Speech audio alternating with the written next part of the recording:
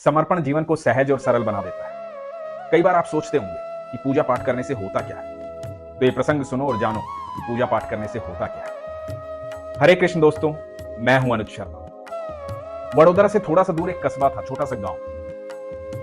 वहां एक सरकारी अध्यापक थे, मनसुख राम। बच्चों को पढ़ाते थे, ठाकुर जी के अनन्य भक्त थे, भगवान की बहुत आराधना करते थे, स्कूल में भी पूजा पाठ करवाते थे।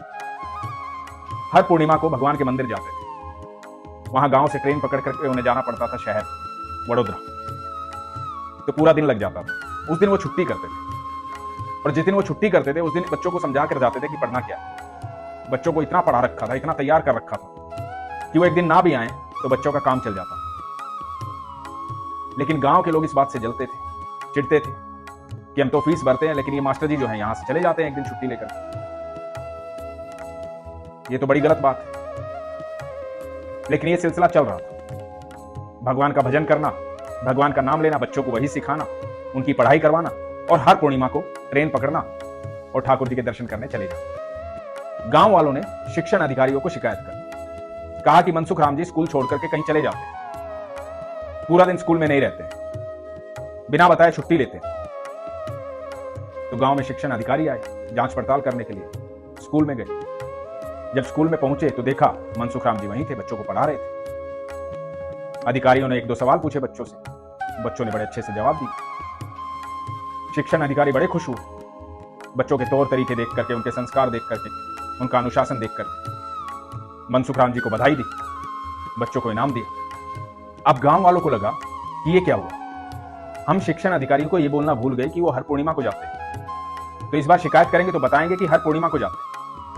तो कुछ दिन बाद गांव वाले फिर पहुंचे शिक्षण अधिकारियों के पास शिकायत करने के लिए। बोले कि देखिए, हम बताना भूल गए कि वो हर पूर्णिमा को स्कूल से गायब होते हैं, कहां जाते हैं किसी को नहीं पता, स्कूल नहीं आते, बच्चों के परिणाम बेकार आ रहे हैं। शिकायत करके आ गए गांव वाले। अब इस बार पूर्णिमा पर शिक्षण अधिकारी आ गए सुबह सुबह, और इधर मनसुख राम जी सुबह की ट्रेन पकड़ करके ठाकुर जी के दर्शन करने चले गए। अब ये खबर लगी मनसुख राम जी की पत्नी कि शिक्षण अधिकारी आए हैं, और मनसुख राम जी तो जा चुके हैं ठाकुर जी के दर्शन करने के लिए। मनसुख राम जी की पत्नी घबरा गई, भाग कर गई ठाकुर जी के पास, अपने घर के मंदिर में। ठाकुर जी को बोली कि ठाकुर जी, आज शिक्षण अधिकारी आए हैं, गांव वालों ने शिकायत की है, यदि कुछ हो गया, कोई कार्रवाई हुई तो कल लोग क्या कहेंगे कि ठाकुर जी के दर्शन करने गए थे, इसलिए ऐसा हो गया। अब देख लो, आपका और आपके भक्त का मामला है, आप कैसे संभालेंगे ये आपके ऊपर। बस बेइज्जती नहीं होनी चाहिए, बाकी आप देख लीजिए। ठाकुर जी से शिकायत भरी प्रार्थना की। अब प्रार्थना हो गई, इधर शिक्षण अधिकारी स्कूल पहुंचे। जब स्कूल पहुंचे तो क्या देखते हैं, वहां पर मनसुख राम जी बच्चों को पढ़ा रहे, भगवान का नाम जप रहे। शिक्षण अधिकारी जी देख करके प्रसन्न हो गए। जब मनसुख राम जी की आंखें खुली, बच्चों की आंखें खुली, और शिक्षण अधिकारियों को देखा, तो मनसुख राम जी बोले, अरे महोदय अरे आप बता देते तो मैं आपके आने के लिए तैयारी कर लेता। तो शिक्षण अधिकारी बोले, ऐसी कोई बात नहीं, हमें तो बहुत अच्छा लगा आपको देख करके, आप शिक्षा के साथ साथ बच्चों को संस्कार भी सिखाते, ये तो बड़ी अच्छी बात है। फिर से शिक्षण अधिकारियों ने मनसुख राम जी और विद्यार्थियों को इनाम दिया। गांव वाले चुपचाप देखते रह गए कि आज ये कैसे हो। मनसुख राम को कैसे पता लग गया कि आज शिक्षण अधिकारी आएंगे, हमने शिकायत की, ये यहां विद्यालय में कैसे उपस्थित है, आज क्यों नहीं गया ये। गांव वाले चुप थे। शिक्षण अधिकारियों ने विदा ली, विदा लेकर जाने लगे। थोड़ा ही दूर पहुंचे थे, देखा सामने से मनसुख राम जी आ रहे हैं, और मनसुख राम जी ने शिक्षण अधिकारियों को देखा, वो चुपके रह गए। मनसुख राम जी बोले कि साहब, आप आज आपको आना था तो बता देते, मैं ठाकुर जी के दर्शन करने नहीं जाता। तो शिक्षण अधिकारियों ने कहा कि मतलब समझे नहीं, आपसे मिले तो थे अभी हम, आप यहां कैसे, आप तो विद्यालय में थे। मनसुख राम जी ने कहा कि क्या मतलब। तो शिक्षण अधिकारियों ने कहा कि हम आपसे मिले थे, आप विद्यालय में थे, विद्यार्थियों को पढ़ा रहे थे, आप यहां कैसे। मनसुख राम जी समझ गए, ये मेरे ठाकुर की लीला है। मनसुख राम जी बोले कि मैं तो अपने ठाकुर के दर्शन करने गया, तो मेरी जगह वहां ठाकुर जी खड़े थे, ठाकुर जी मेरी नौकरी कर रहे थे, ठाकुर जी बच्चों को पढ़ा रहे थे, और भाग करके मनसुख राम जी विद्यालय गए।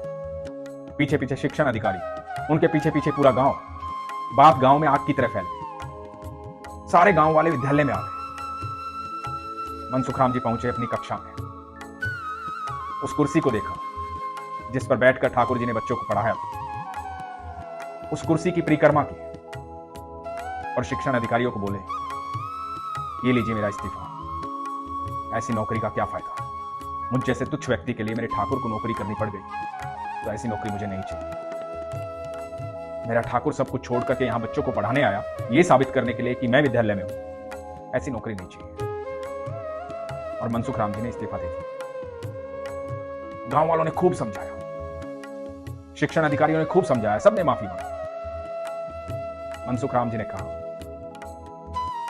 कि आप लोग नहीं समझ सकते, जिस दिन ठाकुर आपको मिल जाएगा ना, उस दिन आप समझोगे। ये विश्वास की बात। यही तो मैं आपसे कहता हूं, जिस दिन ठाकुर जी आपको मिल जाएंगे, जिस दिन आपका विश्वास अनुभव में बदल जाएगा, उस दिन जीवन का हर पल चमत्कार हो जाएगा। लेकिन उसके लिए सबसे जरूरी चीज है विश्वास। यह प्रसंग हमें किरण गोस्वामी जी ने भेजा था। वो चाहती थी कि हम आपको सुनाएं। इस प्रसंग को पढ़कर मुझे बड़ा आनंद आया। मुझे यकीन है आपको भी आनंद आया होगा। लेकिन मेरी ये बात मानिएगा जरूर कि अपने विश्वास को मजबूत रखो, अपना ख्याल रखो। हरे कृष्ण।